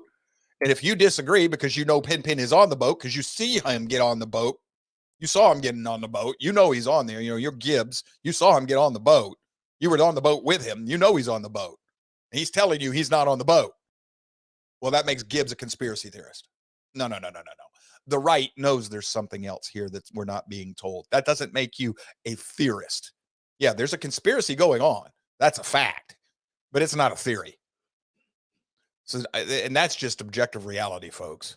That's not opinion. There's way too much here that the courts have admitted to. It says, I would want to, this is back from the Vice article. He says, I would want to emphasize that the level of participation that's available due to social media is critical to how intense conspiracy theory discourse has become in our current cultural climate. Donald Trump certainly has something to do with it.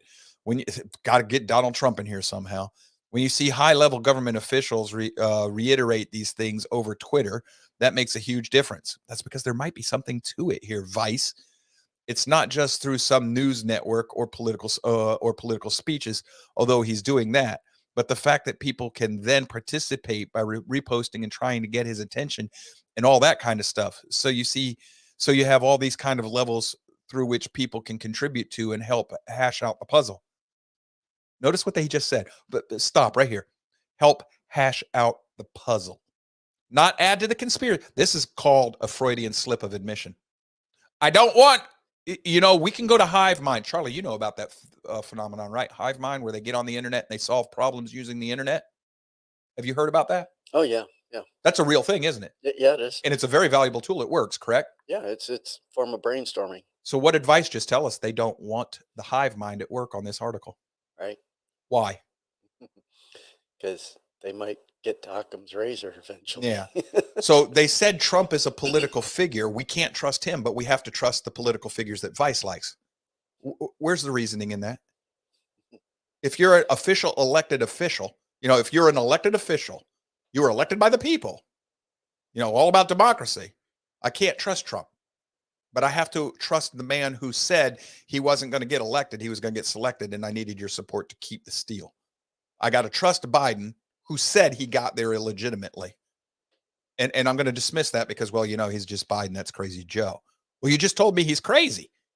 So if he's crazy, why would I be voting for him? He's not, you just admitted he's not fit for office. Is anybody seeing all the contradictions in the left-wing thinking here? Charlie, is you seeing how this works? Yeah. But we're told that if we point any of this out, we're conspiracy theorists. Do y'all see how the CIA has used this label to taint you and shut you down? This man just admitted we don't want people hashing out the puzzle. This is in Vice's article. Evil will boast, evil will slip up and tell you the truth. Folks, when I tell you that I read enough of their stuff that they tell me the truth, that right here, this is an example. When I tell you they tell you the truth if you'll read. That right there is what whoever wrote this Vice article just told you, that there's something to the Epstein case. They just admitted it right there. No, Joe, that's just a slip. No, it isn't. They called it a puzzle. They know what they're doing. They may not have been paying attention to this. This is what happens when you're not paying attention to yourself when you're telling a lie. This is why, like in keeping to NCIS, when Gibbs says, when you lie specifically. Very narrow. So that you can't get caught in things like this. So the article continues. It says, I definitely don't think this is going away anytime soon. And if anything, it's just going to keep getting more intense and more violent in real life terms, whether that be targeted individuals like Mueller or Podesta or populations like Jewish people. Then you got to taint that. this is intentional. That's loaded language and appeal to emotion right there. So if you're against pedophilia, now you're going to go attack Mueller and Podesta and you're going to attack Jews. That's a leap of logic that's just not there. And unfortunately, these are very real dangers. Really? And that's what they just point out here. He says they really played the Jew card. That this is not the Bee putting their editorial in there. And this is, boy, if people are allowed to put this puzzle together themselves, since nobody else will do it, this could be danger to our democracy, guys. See, we're not I caught this. I told you I hadn't read this story yet. The Bee caught it. We caught it. That's because it's there.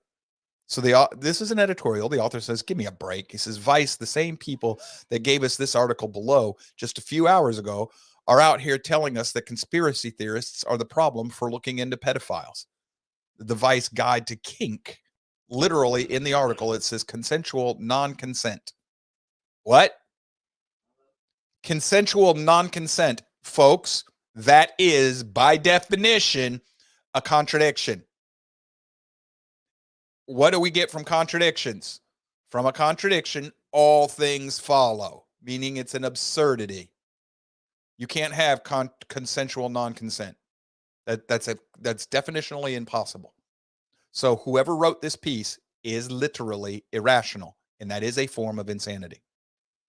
Lola Jean, headmistress of the sex education platform 7 Days of Domination, describes consensual non-consent, or CNC, as an ideally heavily negotiated role play that involves a person saying no, being forced, or some other sort of verbal or physical resistance that to top will purposefully push past. In other words, you're agreeing to be raped. You can't agree to be raped, because if you've agreed, by definition, it's not rape. But she's saying that you can agree to have sexual relations against your will, which is the definition of rape. The editorial here from the Bee says, yeah, dude, I'd trust a wet paper bag to hold my bowling ball before I trust you guys with the Jeffrey Epstein story. He says, get out of here. I get it. I understand that. Now, why would the right wing see pedophilia stories and conspiracies everywhere? TheDailyMail.com. Exclusive. High-end sex ring in Boston and D.C. areas was a honeypot scheme by Russia, China, South Korea, or even Israel to ensnare U.S. officials, intelligence experts believe. Now, I'm not going to go through this story. I read through this one, and it's got some pictures in there I don't want on the road to Concord. They're not pornographic, but they're close enough that we're not going to put them in there, so I'm not going to scroll down. So we're not going to be able to read this one too well. The whole purpose of putting this one in our storyline was, if you look at the Epstein case and you think that pedophilia and sex rings are a problem in this country, and then this pops up the very same day or the day before. This came out on 3 January 2024, the day before Vice wrote that piece. Why would I think there's a problem?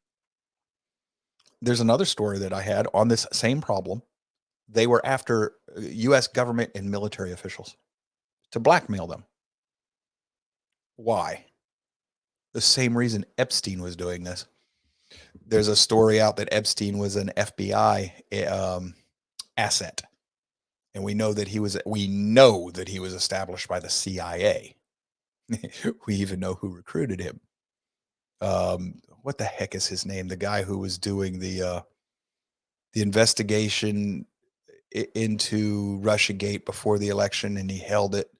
Then after the election, he just recently let it out. What is his name? That I can see him, but I can't remember his name. I'm bad with names, folks. I'm really bad with names. But he just released the report on Russiagate saying that Trump was innocent.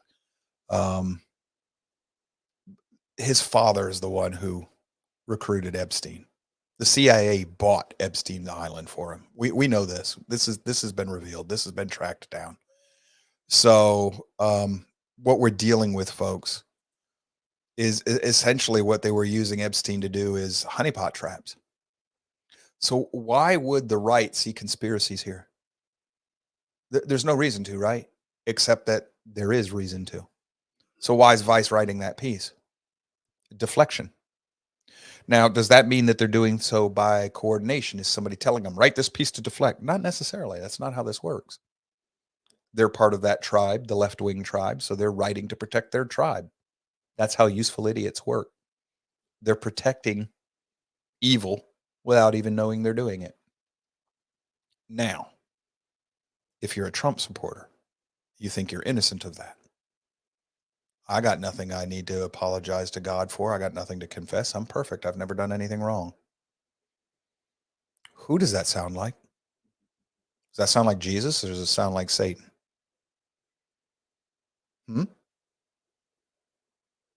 I'm serious.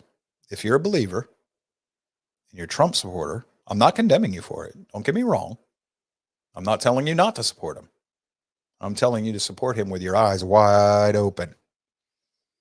Because if you think, well, the Democrats are bad because they're supporting evil Joe Biden, for all his faults, I've never heard Joe Biden tell me that he's innocent and doesn't have to confess his sins because he's never sinned. I did hear Trump tell me that more than once.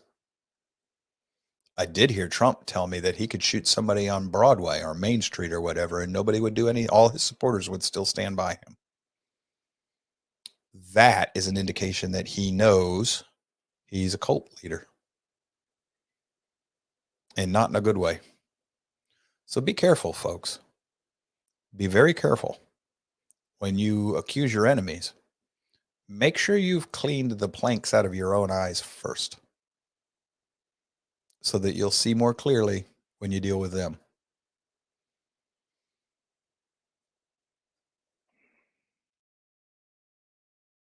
We have here Aaron Spike says, Joe, did you see the video of the woman pastor who was quoting Yahweh after Jesus came up from being baptized? She said to Trump, this is my beloved son in whom I am well pleased. Well, first of all, she's a female pastor, so she's in the wrong to begin with. A male chauvinist, but because the priesthood is male. So I wouldn't listen to anything she has to say, Aaron. But if she's equating Trump with the Messiah, she's blasphemous. And that's grounds where I'm not going to walk. And this one here, I know it's off post. She says, I know this is subject is off subject, but have you seen the movie Sound of Freedom from Marianne Boatwright? No, I have not. But I do know the people who that movie is about. My wife and I contribute to one of their organizations where former special forces operatives go in and rescue children and women that are in sex slavery. Operation Underground Railroad is what I think that one is that we contribute to. But we do help them. So it's a little bit of what that's about. Anybody else having an internet feed going in and out there? DSG's having trouble.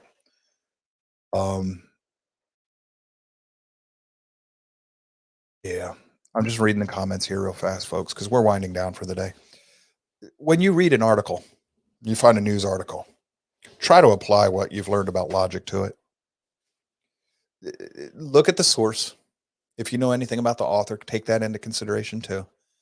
Is this article giving you any indications that it's trying to deal with facts and evidence and deal with you rationally and get you to think? Or is this an article that's just going to play on your emotions? We read some of them that did a little bit of both. For all its problems, the Gateway Pundit, not problems, it's bias. It's right-wing bias. It doesn't hide that. Neither does the B. Not the B is Christian right-wing, from the political right. I don't mean racist and all that like the left wants to paint you. I mean your conservative, law-abiding, founding fathers type right-wing, little government, individual rights and freedom. So for all their biases, they still tend to give you more of the facts in a neutrally presented way. And that's because that goes in their character.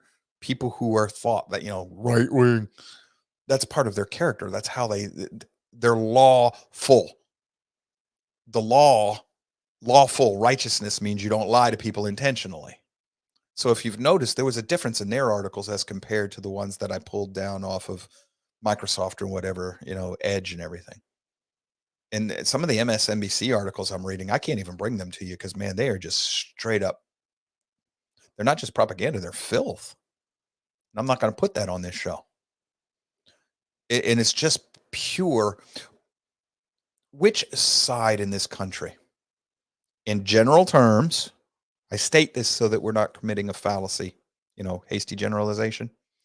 In general terms, generally speaking, Democrats or Republicans, which side reverts to violence first? Democrats. Now, who accuses the other of being the violent one? Democrats accuse the right of being violent. But which side was BLM on? The left. Which side was Antifa on? The left. Which side is Occupy movement on? The left. It's always been this way. The left are terrorists. That's that way in human history. Well, Joe, the Ku Klux Klan were terrorists. They were on the right. No, they're on the left. Well, no, they said they were. No, they're on the left. Form and function define. They're on the left. If they are trying to enforce their way or the highway, that's control. Control is on the left. If you have an anarchist who wants no law whatsoever, you got to let me be, and I can defend myself from whatever. That is lawlessness to the extent of individual tyranny. And it puts anarchism on the left, not the right. Total lawlessness is tyranny of the individual. The far right is going to be close to the libertarian model, because even a principled libertarian isn't an anarchist. That's why they're not called anarchists. They're called libertarians. As far right as you can go without being a tyrant, a control freak, is going to be the far right principled libertarian. The Articles of Confederation. But they fail because they're too far right. There's not enough law. Founding fathers found that balance. But if you're on the right, you're going to tend to admit to all the facts of the case before you do the logic. Logic is part of law. It's part of the natural law. So that's going to be part of the things that you embrace. So there's going to be a lot more truth and reason in those articles. There'll still be loaded language and ad hominem and all this stuff. And I get it. There'll be opinion. I got that. But you're going to get more truth out of those type of articles than you will from the left. Because by its very character and nature, the left uses appeal to emotions and manipulation to control. That's what defines them. That's why they're called the left. You can't trust those pieces. Those articles are not going to be news. They're going to be editorials, opinions, and propaganda, by definition. I have not found many left-wing thinkers that were intellectually honest. Not a lot. Most of them who thought that they were liberal, and that's another thing you have, liberal in the way that the Democrats used to be. It's closer to the center than what you have in the left today. The progressives are right-wing. Democratic liberalism, it's still on the left, but it's closer to what FDR used to be. Even FDR put limits on himself. Democratic liberalism would be, in its ideal, the best way you're going to get was JFK. And today, if JFK were alive today, he'd be a Republican. He'd be a far right-wing Republican. That's how far we've slipped. That's how far the center has moved. The Overton window has moved. And that's slowly boiling the frog. And so the frog is going to become a socialist and then think that everything on the right of the socialist is far right-wing, which is what the progressives have done. And that's why they think that everybody who opposes them is anti-democratic. They don't realize they've got to the point where they don't even support democracy anymore. They support elected totalitarianism, which is exactly what Woodrow Wilson wanted.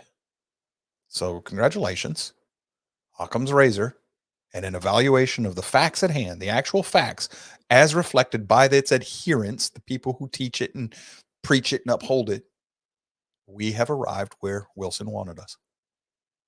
And look at our country and tell me we have not reaped the benefits of every secular humanist government in history. We may not be in the total death throes yet, but we're getting there. You've had 30% inflation. The way they count it now, if you go back to, there's a website that does the stats the way they used to be measured back when Jimmy Carter was in office. Your inflation rate is closer to 50, 60%. And I happen to know that as a fact. Before Biden, my breakfast that I used to buy at the local Hardee's was $5.16. Now, I can't buy the whole thing. It used to be, I'd get a Frisco sandwich with just the cheese and the eggs. I don't eat piggy. So I get that, and I get the large hash browns and a large Diet Coke. Now, the large Diet Coke is gone. It's a medium. What used to be a medium is now a large. Same price. Actually, price went up. So less for more. And the hash browns have gotten smaller. And I can't afford that because that's almost $11. Or at least I can afford it, but I don't do that. Not every day. It's almost $11 for that same meal. Now I get just the sandwich, and it costs me the same amount of money just for the breakfast sandwich as it used to cost for the whole meal. It's been less, about 4 years. Not even. It's really only 3. 3 years since he was inaugurated. And it's doubled. The price is doubled. That's, in 3 years, that's a 50% inflation rate. That's high, folks. That's very high. And our society can't continue with that. This is going to cause a collapse, which is what they want, because then they get to remake everything. And that's when you're going to get your central bank digital currency.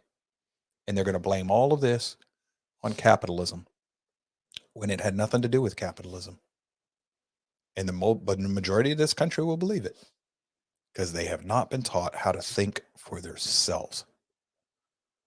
That's the number one goal of this site. I don't care if you ever agree with me, but I do care that you can show me your work. If you can show me a rational system that got you to your conclusion, then that's my problem if I don't like it.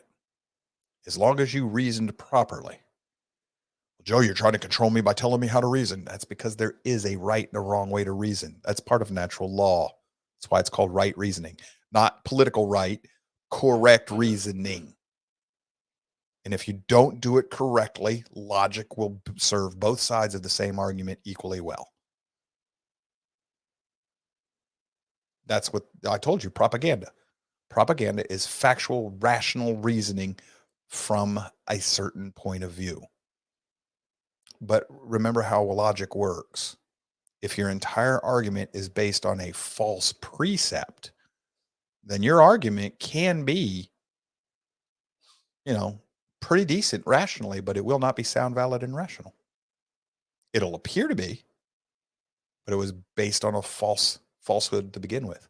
So even though you're following the rules of logic after that point, you started from a mistake. That's part of what we have to learn to. That's how you get your worldview worked out, so that you know what perspective you're reasoning from. We did that class too about why it's important to have a worldview. If you get all these things under your belt, you work through them. When you run into these articles in your daily life, they get very easy to deal with.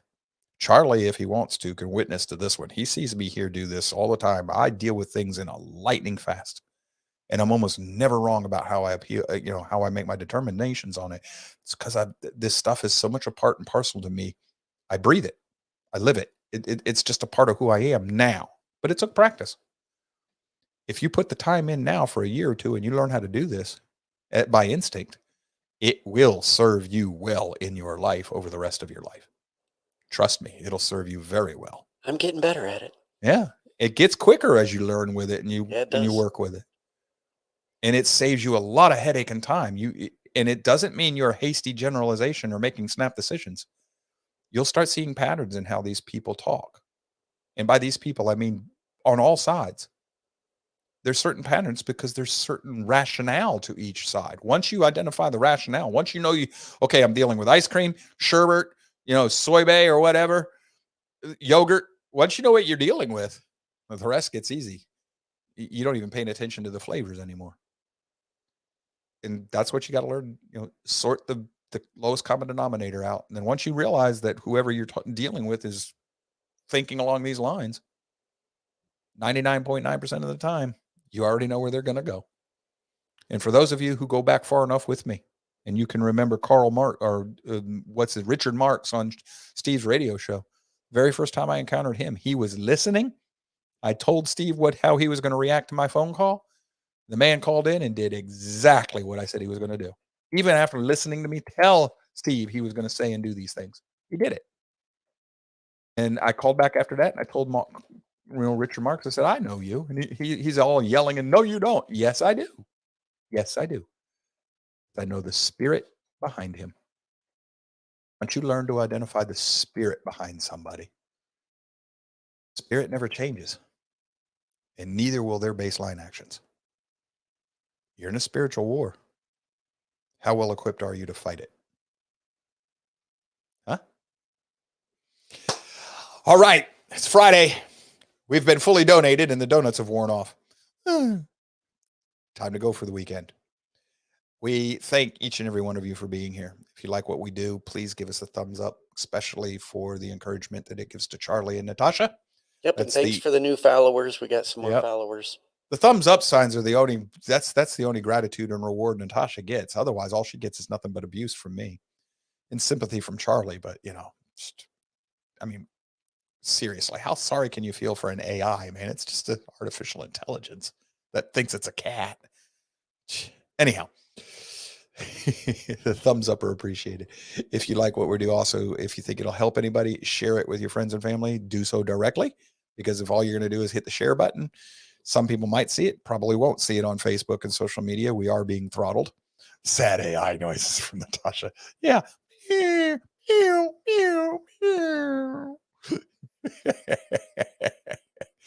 Electronic cat crying. Tell everybody that the host is a bit of a jerk. We know that. We all know that. But it's the information we're sharing that's important. Ask them to give us time. This show builds on itself. This week, if you're a long-term class member, you should have seen how we went back and relied on shows we've done in the past this week heavily. And if you were there for those old shows, what we did this week probably was more beneficial to you than for new members, because you were like, oh yeah, he mentioned that, and he mentioned that, and he mentioned this, and he mentioned that, and yeah, it all does fit together. Hopefully you saw that. So we love each and every one of you. We thank you for being here.